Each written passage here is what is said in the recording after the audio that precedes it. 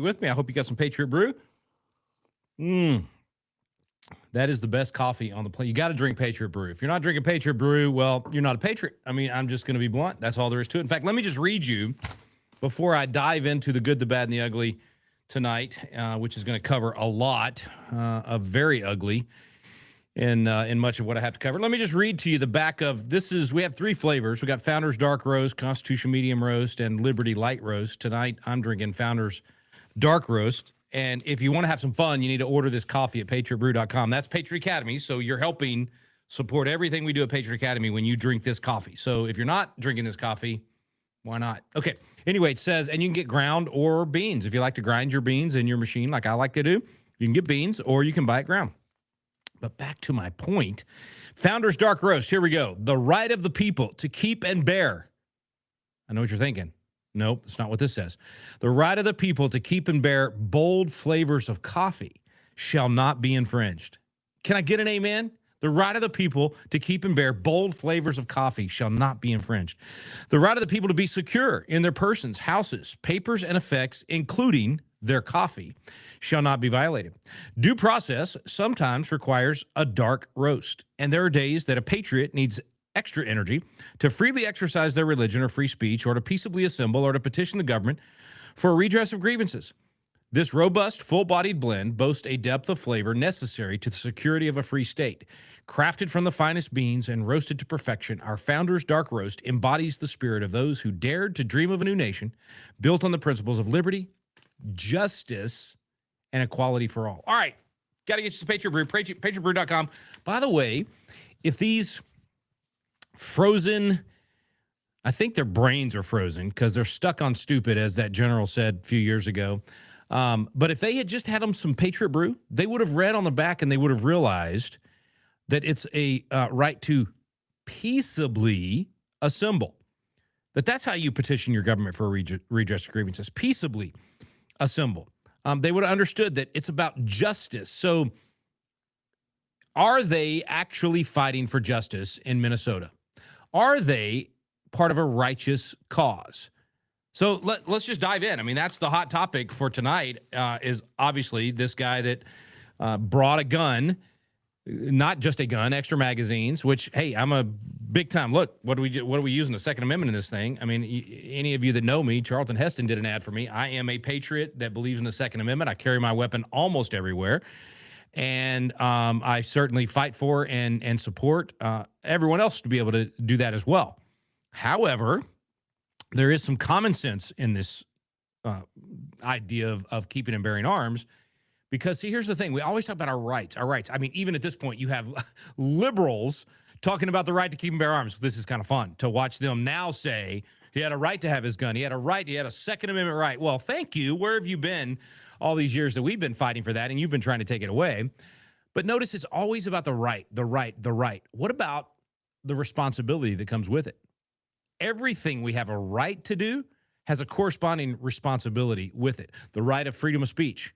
You have a responsibility not to slander, not to libel, not to be obnoxious. I mean, not to, you certainly don't have the right under freedom of speech to walk into a church and take over. That we talked about that last week. That is not free speech. That has nothing to do with free speech. That is literally trespassing and accosting the people that you're getting in their face. So freedom of speech, the right to speak, comes with responsibility. The right to keep and bear arms comes with responsibility. The right to have to assemble peaceably comes with a responsibility. There's an organization up in Pennsylvania. By the way, how do you like my vest? I never wear vests. I think this is the first time I've worn a vest other than some sort of hunting vest, orange or whatever, maybe ever. But what do y'all? I'd love to hear your comments in the chat. Does this look good or not? This is a new piece of Patriot apparel. So we're coming out with all kinds of. How do you like my new hat? That's my Patriot Brew hat. We've got all kinds of hats, vests, shirts. I mean, you name it. That's going to have, Patriot Academy or Patriot Brew or some of our other stuff. So be watching your email. Make sure you're on the Founders Weekly, and we'll announce when you can start purchasing those things in our store at patriotacademy.com, because we're just experimenting right now, and I get to be the guinea pig. So I'm wearing two of our new items, Patriot Brew hat and Patriot Academy vest, It's kind of an olive green, I guess. I don't know what color green you call that. And anyway, tell me if you like it or don't like it. I feel like I look like I'm wearing a life preserver. That's why I don't ever wear a vest. But it seems to be stylish to a lot of people. So I'm trying it out tonight and just advertising a little in the tavern. All right, back to our right and our responsibility that comes with it. So there's an organization in Pennsylvania, right outside of Valley Forge. Actually, it might be in Valley Forge. I think it is. It's Freedom's Foundation. Started with Dwight Eisenhower was a big part of getting it going. It was right at that time. Remember, Eisenhower's the one that pushed through getting under God in the pledge. He was trying to distinguish between Russian, the sort of the Soviet Union idea of freedom, because they had freedom of religion and all these things in their constitution, just like we do. And he's saying that, we need to distinguish between the idea that when freedom comes from God, that government can't take it away. Whereas in the Russian deal, it was freedom from government. So government got to define everything that you had and could take it away at any time that government wanted or whoever happened to be in charge. And so Eisenhower wanted under God in the pledge. He helped start this thing called Freedom's Foundation. And they used to they had these packets. I have an old one somewhere around here that they would send to every school kid in America. I mean, they went all over the nation, and it was all about the Declaration of Independence, the Constitution, our rights, and our responsibilities. And they have this big monument at Freedom's Foundation in Valley Forge, Pennsylvania, that has the Bill of Rights on one side of the monument, and on the other side, the Bill of, you guessed it, responsibilities. So for every corresponding right, there's a responsibility to exercise that right appropriately. All right. So these jackwagons that are now claiming to be pro-Second Amendment people have no concept of that, have no concept of being responsible. If you know anything about us, if you follow Patriot Academy at all, you know that I always say, look, I want everybody to have the right to keep and bear arms and to be able to carry their firearm anywhere. But I want them to be trained when they do that. And so I tell people, don't just go buy a gun and start carrying it. Come to Patriot Academy, do a constitutional defense course, and get trained so that you're responsible with your firearm and so that you're effective with it. If you go buy a gun and start carrying it around and you've never shot, or maybe you grew up shooting on the ranch, but you've never had any actual training, you're going to be a problem, not a solution. You're going to add to the chaos in a situation. Your brain is not going to respond right. You're physically not. It's just not. I'm telling you, the odds of you being able to stop a threat without training is slim to none. And even those that have training drop to 50% of their most recent training in the moment because of the emotion and the adrenaline and everything else.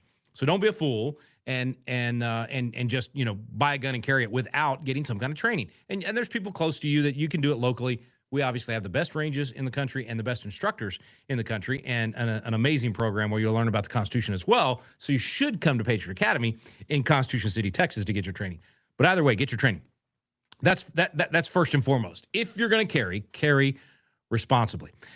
This also means there are times it doesn't make sense to carry your weapon. It's rare. It's incredibly rare. I mean, I hate going to states where I'm not allowed to carry my weapon, and I have to carry my pulse, my taser pulse, where I can at least stop one perpetrator if I end up in a situation, but that's it. Then I'm done.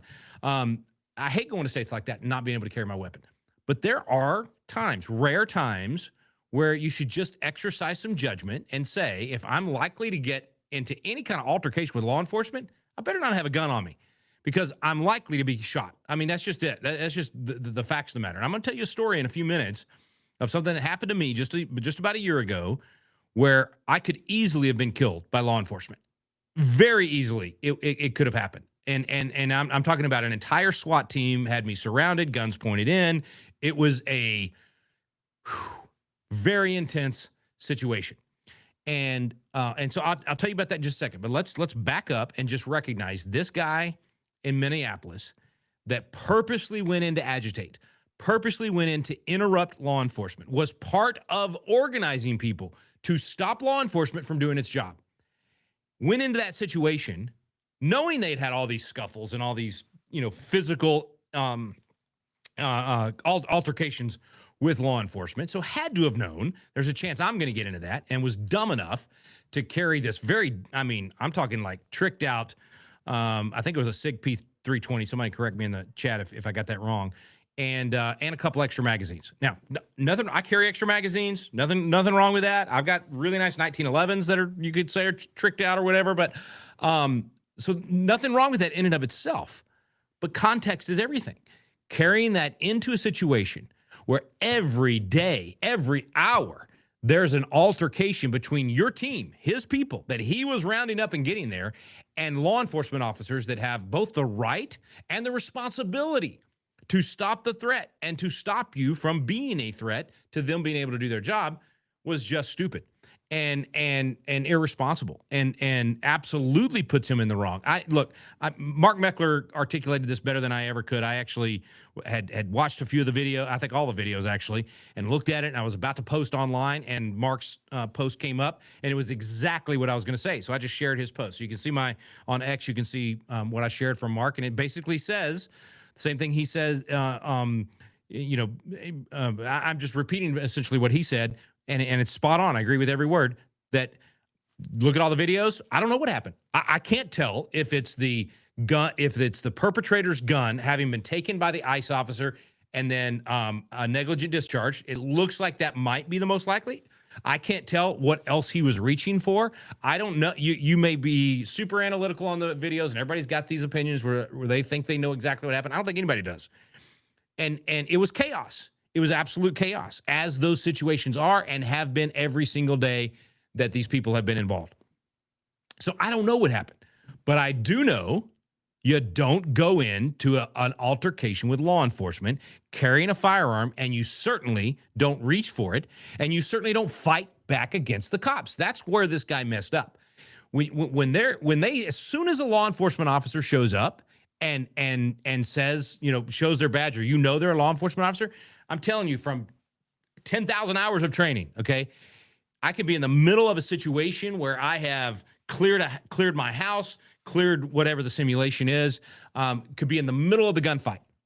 And if I identify someone as a police officer, or they are identifying themselves as a police officer, my gun is either getting dropped and my hand's in the air, or I'm immediately holstering and my hands are in the air, but I am immediately saying, I am not the perpetrator. My hands are in the air. My firearm is on my side, and I will not reach for it. Please tell me what you want me to do. I'm doing whatever I got to do to be obedient. And I know some of y'all hearing me say that, you're thinking, that's not a word that Rick uses very often. But I am being obedient to law enforcement because they have the authority in that moment. You see, authority means something. You have people that have authority in your life. If you're a young person, your parent has authority in your life if you're under 18. If you're married, your spouse has authority in your life. If you're a Christian and you're a member of a church, your pastor has authority in your life. If you're at the Patriot Institute as a scholar, then Chris Dunham and Reagan and Faith Green and Rick and Kara Green, we have authority in your life. You've submitted to our authority. Well, as citizens, we, yes, submit to the authority of law enforcement and our government. That's part of living in a government. It doesn't mean that, it's a blanket, we never disobey or have civil disobedience. It doesn't mean we do whatever they say, no matter how evil it is. That's not what I'm saying tonight. But it does mean they have authority, and therefore we have to recognize, especially when they have the ability to use overwhelming force against us, we have to recognize where the fight is. And there is no martyrdom for a person that's idiotic enough to pick a fight with law enforcement that absolutely has the ability to stop them, and then to create a situation where they're now shot, or to try to run over a law enforcement officer who has authority. Whether you like it or not, they have authority. These federal law enforcement officers have authority in these situations. This is why during the whole, January 6th thing, and you can challenge me on this if you want. I will get to all your chat in a minute, and definitely I'm willing to hear you out. But I believe I've been intellectually honest and consistent on this through the BLM Antifa riots, the burning of cities across the country in 2020, to the January 6th frat party at the Capitol that got out of hand, and people did do violence against cops. They did break things, and I said the same thing about them that I said about BLM and Antifa, and then to this stuff that's going on in Minneapolis, that in any of these situations, you do not do violence against law enforcement. And so as an example, and again, I know I'm repeating myself for some of you that watch Flashpoint. I said this a week or two ago and at our live event in Houston. But as an example, 3 or 4 months after January 6th happened, and first of all, when January 6th happened. So the principles don't change whether it's our guys or their guys, right? Whether it's your team or the other team, The rule should apply. That's called equal justice under the law. So I think we even use that word, equality for all, right? Equal justice under the law means we treat everybody the same under the law, whether they're the people we agree with or not, whether they're the same, religion, political party, all of that. It shouldn't matter. All of us should be treated the same. So I'm really adamant about always doing my best to make sure that I'm consistently solid in my principles and consistent in my principles and how I apply the law to situations so that everybody's treated the same. So when 2020 happened and they were burning cities and they were doing all that, I said every single one of them ought to be arrested. The first one ought to be shot that comes through the door if they're taking over a federal building or something like that. That you do whatever it takes to stop the violence, that you do not put up with the violence. Absolutely encourage peaceful protesting. Absolutely for people that are being peaceful, you don't go beat on them or do bad things to them. But if they're doing violence, you absolutely have to stop it, and you have to stop violence with violence. It's the only way it works. And so then when January 6th happened, I was sitting in my studio watching it happen on live television, I'm doing some interviews. I'm live on, I think, Newsmax or Just the News or something that afternoon. And I said, stop this. I don't care if you're Republican, Democrat, conservative, MAGA, whatever you are. Do not break windows. Do not bust down doors. Do not push cops and tear down fences. That is not what we do. We know better than to do that. And if you're walking across broken glass to get in, you should pause and say, maybe I shouldn't be doing this. Maybe I shouldn't be going in here.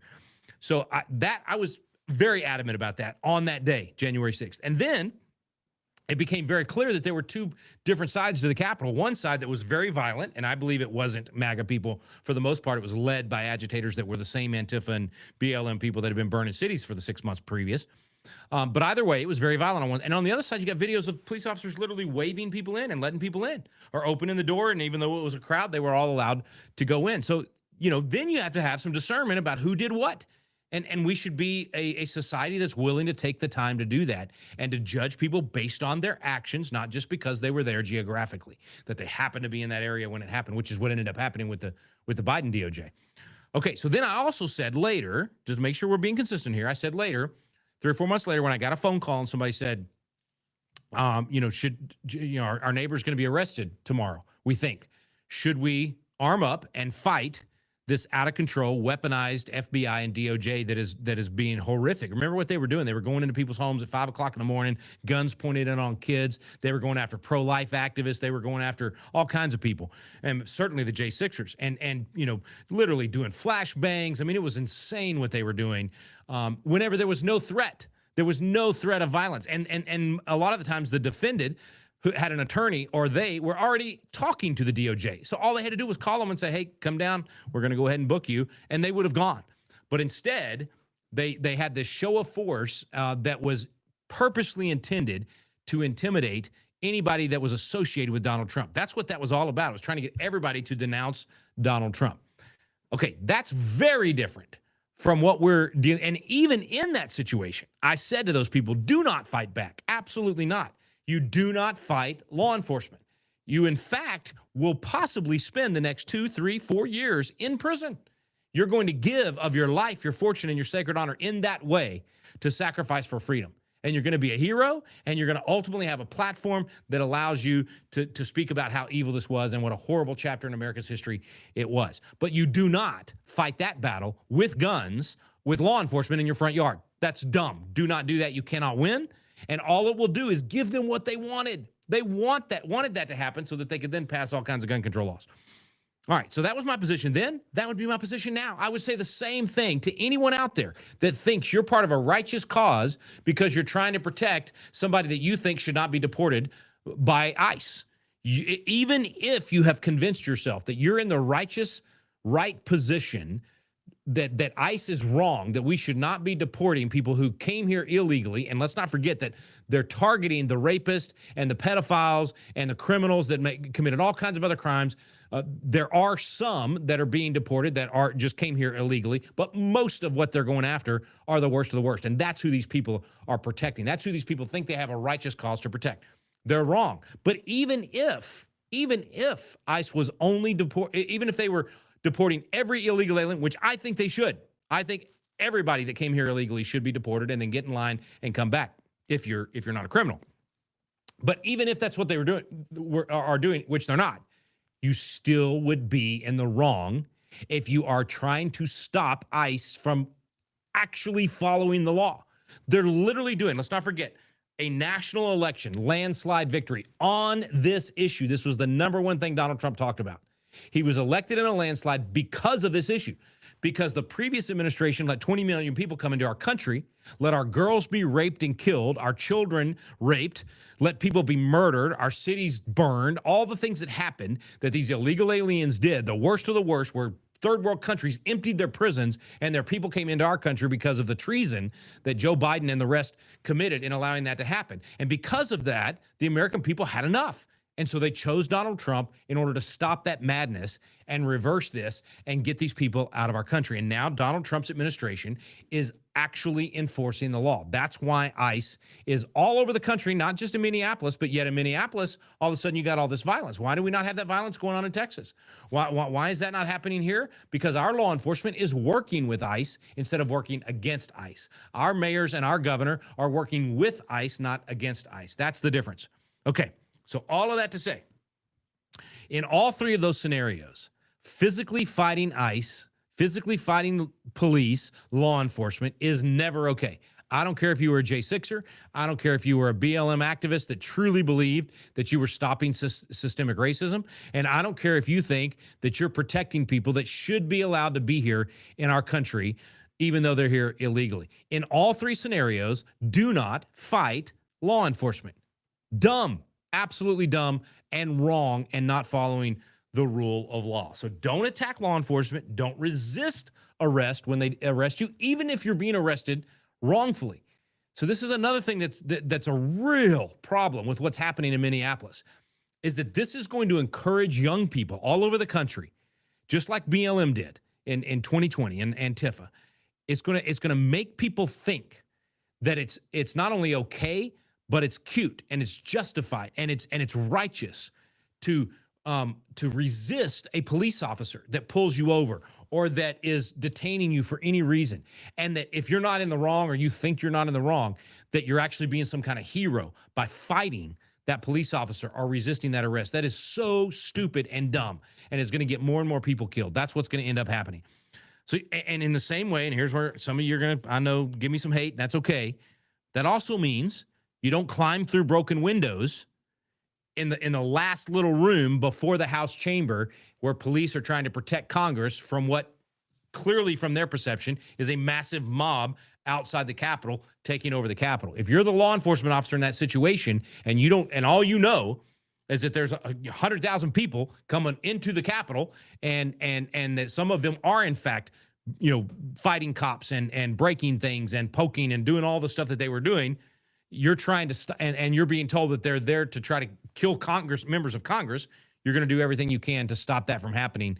And so you just don't push that envelope. Okay. All right. Now let's get to specifics in this particular case. Based on those general premises, that no matter what, whether you're the J6ers, whether you're BLM, whether you're, fighting ICE, whatever, you don't resist law enforcement and you don't attack law enforcement. Now, why are these people in Minnesota actually physically attacking law enforcement and physically impeding them from doing their job? That they're not doing it for systemic racism. They're not doing it like the J6ers were to ask Congress to follow the Constitution, which is what they were there to do. They're not doing it for any of those things. They're literally doing this. These people in Minnesota, this is what's hard for me to understand. Their great cause, this great injustice that they're trying to stop, is to stop a duly elected president from enforcing the laws to remove rapists and murderers and child predators from our nation. That's their cause. That's their big, righteous indignation. I don't see how this plays out in the long run for the Democrats. And the Democrat politicians that are encouraging this and stoking this and pushing this, I don't see how they will win in the end. Now, I get the fact that we're losing the propaganda war, and then on Instagram and all that, all these, especially, shall we say, not the brightest bulbs, are falling for all of this, and now they're advocating for fighting ICE. They actually believe this is just such an injustice, even though, again, what is it that ICE is doing? Enforcing the law of a duly elected actually, the law was on the books before the president was elected. He was just elected to enforce the law that was already there. But that's what these people are for. And so we've got to win the propaganda war. You've got to share on Facebook and Twitter and X and Instagram and everything else the truth about these people and what they're doing. You've got to share basic principles and say it like I tried to say it. I don't know if it came through, that whether you're Republican or Democrat, whether you're there on January 6th at the Capitol or you're in Minneapolis fighting ICE, that you should not ever fight law enforcement or resist law enforcement.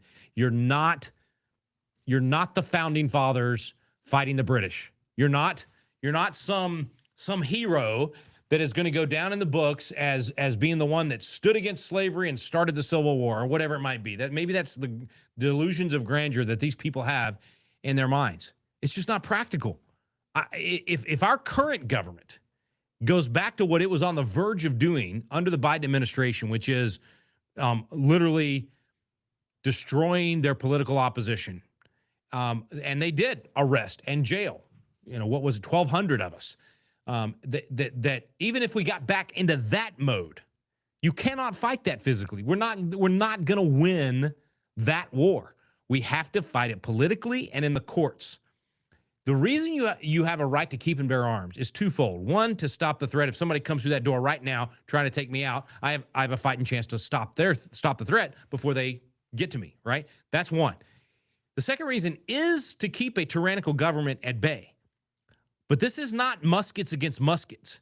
And this is not a clear, we're not in a situation where for sure this side is actually, crossed the line to the point that we have to now start some sort of guerrilla warfare and have some sort of civil war. I've always said, you don't fight that fight unless it gets to the point that they're actually taking your children from you or taking your guns. All right. And when I say that, that means everybody's. It doesn't mean that they filed charges against you as one person and they're coming after you. In that situation, you're going to have to fight in the courts.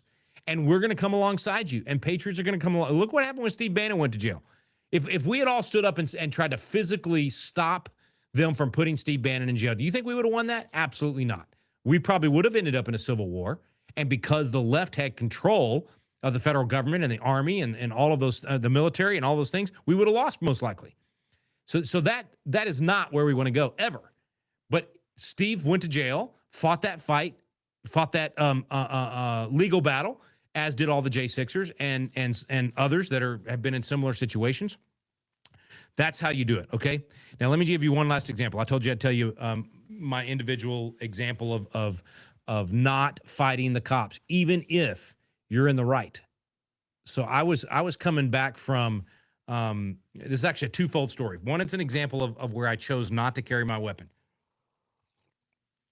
when I could have. Okay, so I'm speaking at an event in Pittsburgh. It's I can't remember the town. It was just outside of Pittsburgh, with Lance Wallnow and Gene Bailey and J.D. Vance, and it was right before the election. We're a month out from the election, and so Vance has Secret Service and all that. And so I knew that even though I could carry my weapon and go to the event that morning and speak, and I really want my firearm on me when I'm speaking, because I can see the crowd. I can see if an attack is about to happen before most people are going to be able to see it, because everybody's facing me, and it's just that's the same reason pastors should always carry.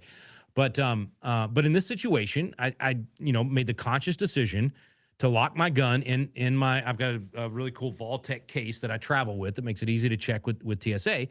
And so I locked up my gun in my Vaultec case and left it in the car and didn't take it in because I didn't know for sure. I thought it's possible that I'm not going to be able to leave for the airport before Secret Service comes in and locks the place down or any of those things. And so I wasn't gonna put up that fight. And there are times when I have, not with Secret Service, but good friend of mine had me out to their church, and the security team at that church didn't want to let me in with my firearm. And in that scenario, I refused to come in. And I was one of the speakers for that program. And I said, guys, there's too many threats right now. And, my team is not here with me. So I am my security team tonight. And they were like, well, we'll protect you. We'll take care of you. And I said, I appreciate that, but I don't know anything about your training, and you don't know anything about mine. And I know I'm well trained, and I'm not coming in without it. And so ultimately, they finally made the decision to let me in, and they apologized later, and we all became good buds. All right. But in this scenario, I said, no, I'm not doing this with Secret Service coming in later. I just in case, because you never know what somebody might claim, or that Secret Service agent doesn't know me from Adam. They don't know. So I just didn't want to have that potential issue. Right. So I chose not to carry, even though it wasn't a protest, even though I wasn't, there was a like slim to none chance, like 1 in a million, maybe 1 in 100,000, that I would end up in a conflict with Secret Service at that event whenever we're all, friendly at that event. Okay, so I'll leave the event. And I do get out before Secret Service locks it down because JD's coming in to speak. And I'm like, man, I gotta make my flight. So I leave, I get in my car. Normally, as soon as I get in my car, I'm going to put my gun on my hip and have it with me. And for whatever reason, I didn't do it. Normally I do, even just for that drive to the airport, which was, 45 minutes maybe from where I was going.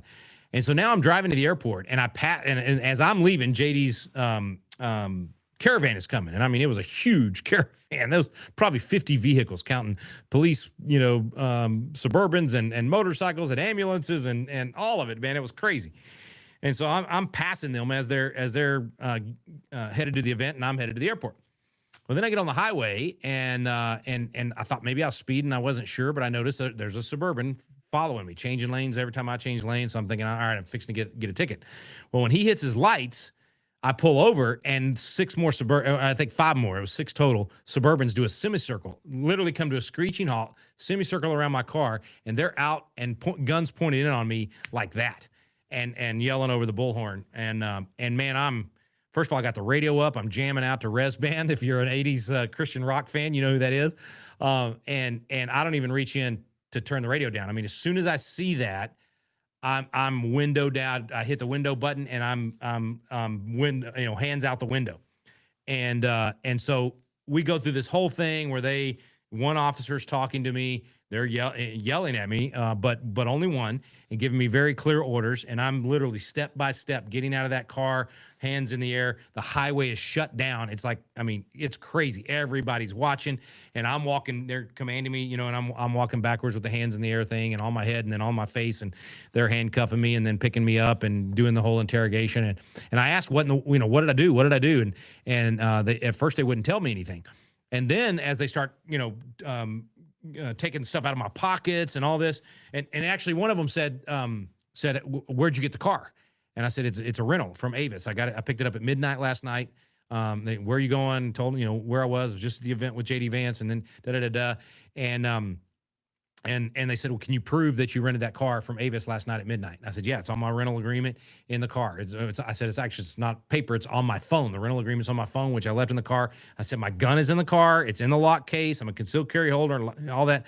And so anyway, so a couple of them go search the car, and then one of them's, taking stuff out of my pockets, and he pulls out my, I got a tactical flashlight I carry everywhere. And so he sees that, and he looks at that and throws it on the hood of their Suburban and looks at me. And then they notice my shirt is a 511 shirt, which is a tactical brand out there. It says Patriot Academy. And so finally the guy goes, "Okay, what do you do?" And I said, "Well, to be honest, guys, I train guys like you." And so I said, I have a firearms training facility in Texas, and we do Constitution training and courses for churches and all kinds of stuff. And so the other officer says, "Do you know, have you ever heard of Calvary Chapel, Chino Hills?" And I said, "Yeah, I was just there recently, and Jack Hibbs, the pastor, is in our course. He actually teaches in our course." And he said, "Well, I just did security for them, or just trained their security team last weekend." So I was like, "Thank you, Lord, you brought me a friend." And so anyway, so they finally tell me, they basically say, "We got the wrong guy," and they finally tell me what happened. That car, that rental car, was used in a murder the day before. It was the getaway car in this murder. And so fortunately, the body wasn't in the trunk. I wouldn't have even known. It was crazy. All right. So obviously they, let me go. They even, after they search the car and do all these pictures and everything, they say, well, the body wasn't in there. So you can actually take that car back to Avis. And I'm like, how many more, cities have I got to drive through and get arrested at every one of them? They said, no, we're radioing everybody. Let them know. This was a SWAT team, literally a SWAT team that took me down. All right. All that to say, when it was all said and done, the main guy, the head dude, he looked at me and he said, "You did this exactly right. You handled this exactly right." And I said, "Well, I said, you guys did it exactly right. No confusing commands. Had one person talking to me the whole time. And I said, obviously, if I hadn't had all the training that I've had, number one, I guarantee you I'd have wet my britches right there. I mean, I was already scared. I mean, it was the most harrowing moment of my life where I ever thought I could die. I could definitely die. Remember, this is 2024 when the DOJ and FBI is going after conservatives, people like me that have been very outspoken against the administration, going to jail. I mean, I didn't know what was going to happen. All right. And I'm in Pittsburgh, right? I'm in a blue city. So at the end of the day, we were telling each other, that's how it should go down. And I told him, I said, look, part of it's because I have a brother-in-law who's a police officer, because I've done all this training. I understand that for a police officer, every time they walk up to the car when they pull you over, there's a chance they get killed. There is no way for them to prevent a driver or somebody in the back seat with tinted windows from having a gun ready to kill that police officer as soon as they stick their head around the window. They do that how many times a day? They put their lives on the line for us. And so I was taught a long time ago, you do everything you can to make that situation as knowable, as the least amount of uncertainty as possible for that police officer. So if you get pulled over at night, and I do this every time, if I get pulled over at night, I roll down all my windows, I turn my light on immediately, and as soon as I stop, I put my hands on the steering wheel, and I try not to be looking for my insurance and that kind of stuff, which I used to do that. And I realized, wait a minute, that guy doesn't know if I'm looking for a gun, I'm reaching for a gun. So I just wait until they come up, and then I go start looking for the insurance or whatever. So anyway, that's what I told this SWAT guy. And he's like, man, we need to be teaching more people that. And so we've even talked about doing a educational video with that guy, with that SWAT officer, and me telling the whole story and how that's how it should go down. That's how I ended up making it home without any extra holes in my body, and not ending up in a tragedy, which the situation in Minnesota was a tragedy, absolute tragedy. But it was a preventable tragedy had the person that ultimately had their life ended made better decisions. You could say the same thing about the police officers, but I don't know, because you got to put yourself in their situation every single day, dealing with that same kind of thing.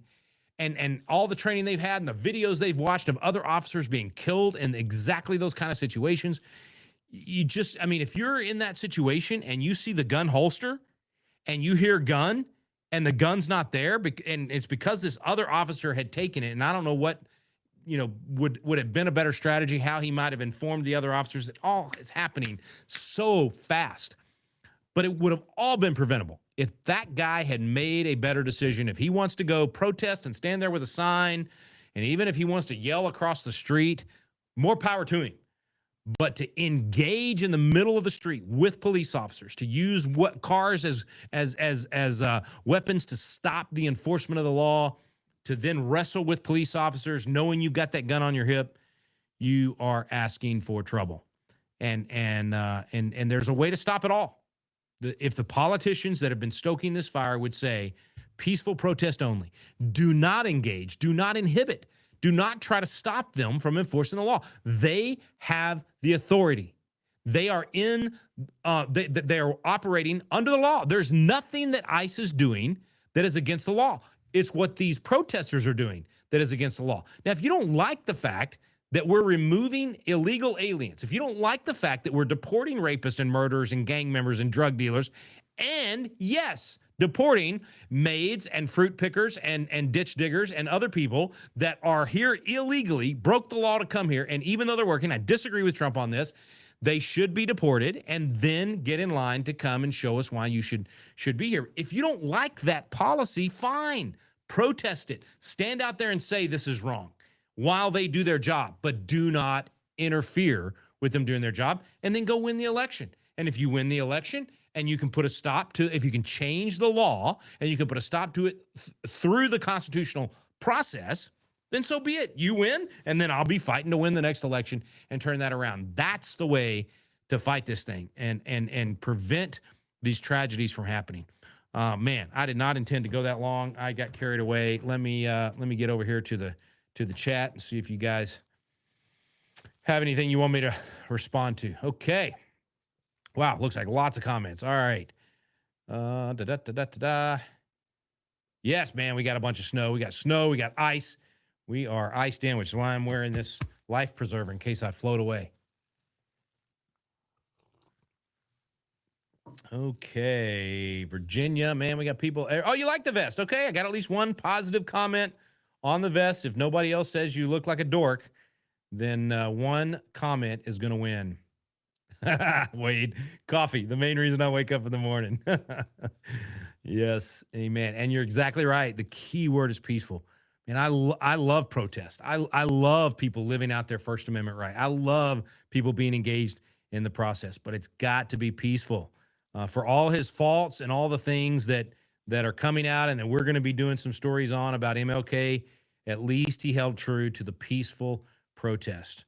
That is the proper way to do it. And I'm all about rebellion to tyrants is obedience to God. But you got to know what a tyrant is. You got to know what that means. And to claim that ICE is being tyrannical right now is to ignore the law itself. They're actually enforcing the law. Oh, I even got to love the vest and the hat. All right. That's the vest now and the hat are winning the day. Okay.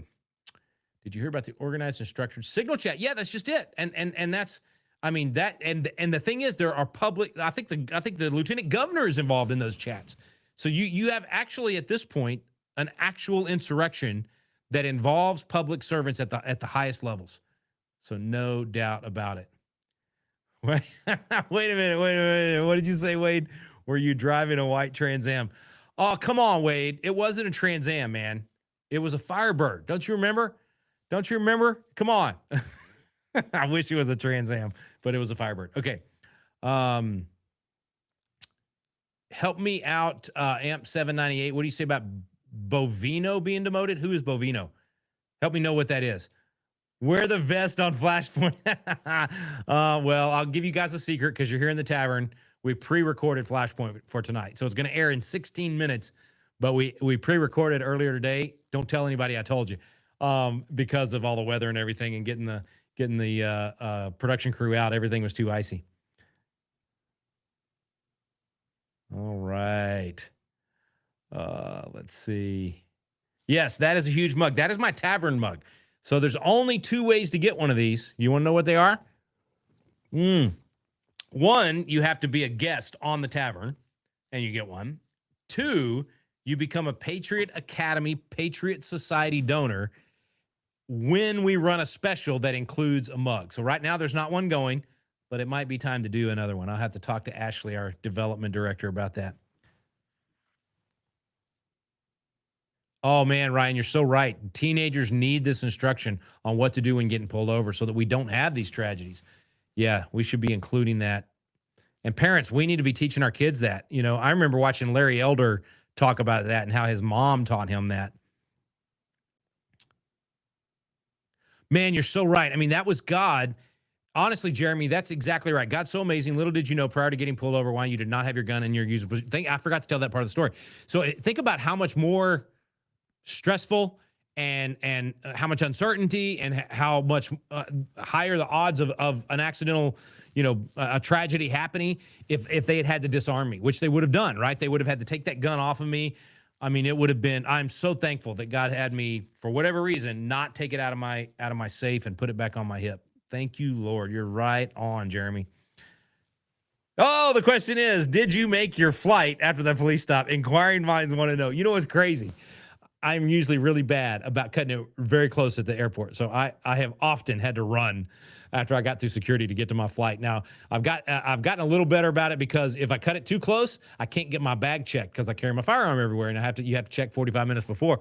So that's where I can sometimes get stuck, is that I end up in a line, a long line to check my bag, and I don't get up to the counter 45 minutes before. And I've had to stay overnight because of that in the past. Because, think about it. If I'm by myself, I got my firearm, I can't leave without it, right? There's no safe way to do that and nowhere to leave it. So anyway, the crazy thing is, because I had left the event to make sure I didn't get stuck with Secret Service shutting down the place, I had left fairly early. And so I was probably with those officers and detained for about 45 minutes, maybe an hour. And I still made my flight. And I actually told the officers, I said, man, I'm never early, but I've got time. I said, if y'all need to take the car, Well, Uber might be willing to pick me up right here on the highway. I'll just Uber to the airport from here.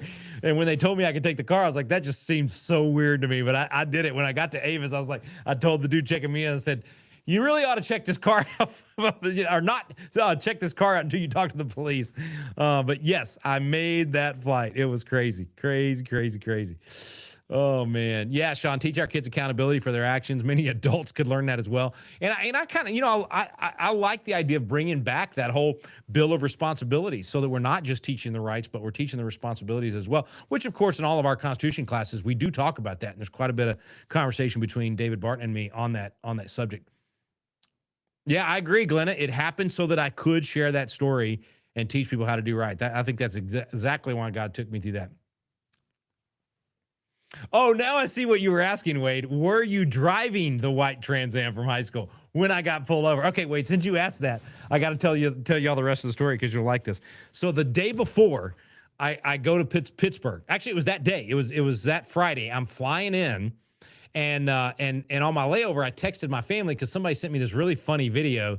And I love Dodge Challengers and Dodge Chargers. Those are my two favorite cars to rent. I don't ever rent them on purpose because they're too expensive, but I always rent cheap. And then when they don't have that car and they're willing to upgrade me, I'll get thrown into a Charger or a Challenger because I got tons of status with Avis because I use them so much. So anyway, there was this. If you hadn't seen the video, it's George Washington. He's driving a Challenger and he's doing donuts in the British line, and so he's knocking out all these British officers and British soldiers, and it's a funny video. So I sent it to my family that day, literally that day. And I said, if you guys really love Dad, you will get me a Dodge Challenger for Christmas. And joking, of course. And so then whenever I got to Pittsburgh, it was right before midnight. And I knew the Avis counter was going to close. And so I was like, okay, I got to go get my car first and then come back and get my bag. Because again, I check a firearm, so it's always the last bag off, and you have to, the officer actually, or the agent walks it out, and you have to show your ID to get the bag. So I get off the plane, and we were late for whatever reason. I ran to Avis, and the guy's closing up the counter. I was like, wait, I need to get my car. He said, you're green? I said, yes. And he said, that's your car right there. And it was a Dodge Challenger. And so it's this beautiful gray Dodge Challenger. I'm like, you're kidding. And he goes, no, that's your car. I'm out of here. And so he leaves, gives me the keys. I go over to the car.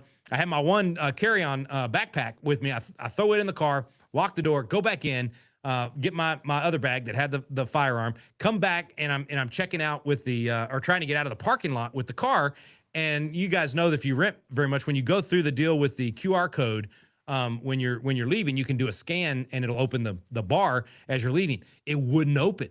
And the kid's gone, and there's nobody there. And so I ended up driving this Challenger. There were these two concrete barriers, and I barely fit through them. So when the guy's pulling me over, believe me, that's in the back of my mind. I'm thinking they think I stole the car because somehow it never registered with Avis that the car had left. So that was going through my mind too. But I did take a picture with the car before I got in it that night and sent it to the family and said, hey, thanks for getting me that Challenger. All fun and games, right? Really laughing. Well, the next day, after I get to the airport, I finally dropped the car off. I've been through the whole ordeal. And I'm getting on the plane. I text my family. All I said was, the good news is I don't have any extra holes in my body.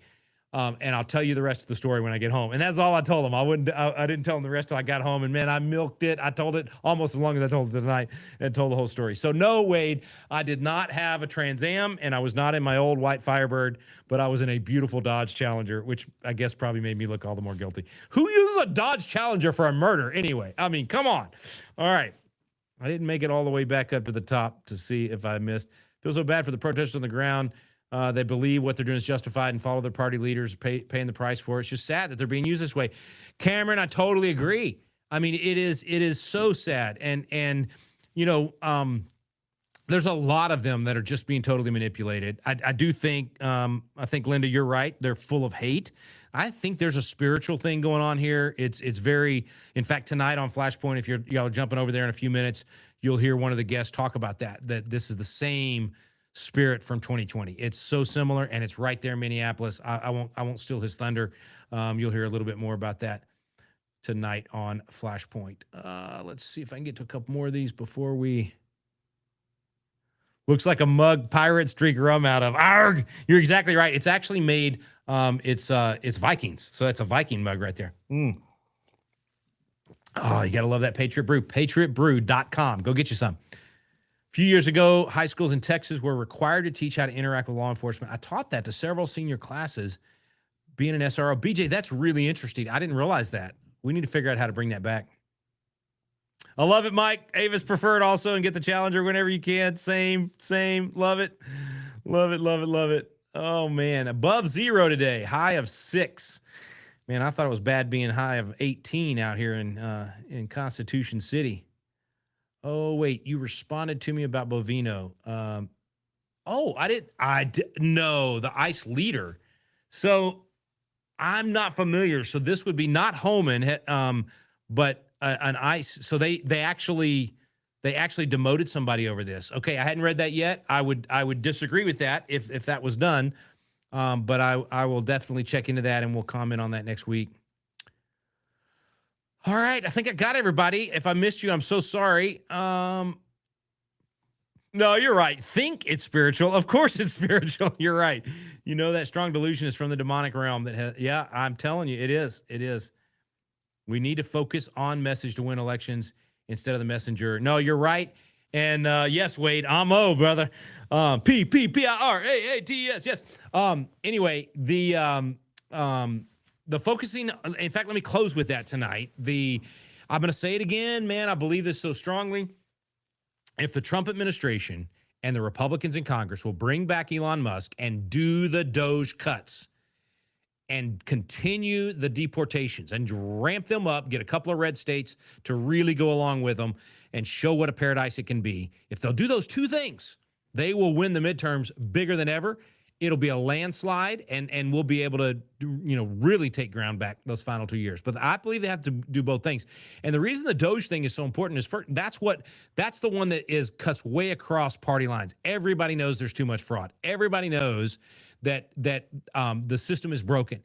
And what was gaining ground for Republicans through Elon Musk messaging that and showing that Republicans and Democrats both have manipulated this and been a part of the corruption, and we've got to change it, and here's how we can change it, and then Republicans champion that, they'll be rewarded for it in the 2026 elections. I truly believe that. So if they do those two things, we can have a landslide victory and win and have a massive opportunity to take ground back. I have not been talking about it much over the last few weeks, but I wanted you to know I am back on Rebuilding Liberty. I am immersing in the workbook, the videos, and all of that. Some of you have already done some of the classes. I'm going to be adding some things to the videos to make them a little even better. And we're even filming Bill Federer in a couple of weeks right here at the Patriot Academy campus. We were supposed to do it last week with the Flashpoint event, and with all of that getting canceled, we had to put it off. So there's even some new material coming that's going to be added. Lots of good stuff coming. But to the election question, that's what it's all about, is rebuilding liberty. That's why we need to win the midterms, because we've got a president right now that is willing to rebuild, that understands the importance of doing this in a big way for future generations, and not just for us, not just executive orders, while he's president. It's got to be done through legislation and through constitutional amendments so that it sticks and it lasts for multiple generations. So we got a lot of work to do, folks. But the good news is there's a lot of people with us. This is no longer one of those situations where you feel like you're on your own. Even in the propaganda war right now with what's going on in Minneapolis, people were afraid in 2020 to speak up against the violence and the hatred and everything because they were afraid of being called a bigot or racist or whatever. That stuff doesn't stick anymore. Now that stuff rolls off of most rational thinking people. It rolls off of their back, and so the lies and the deception doesn't have the same impact that it did. Now, to your point, I forget who made it about this deception from the father of lies. I do think that's true, and it is deep within the heart of a lot of these people that you see the hatred in their eyes.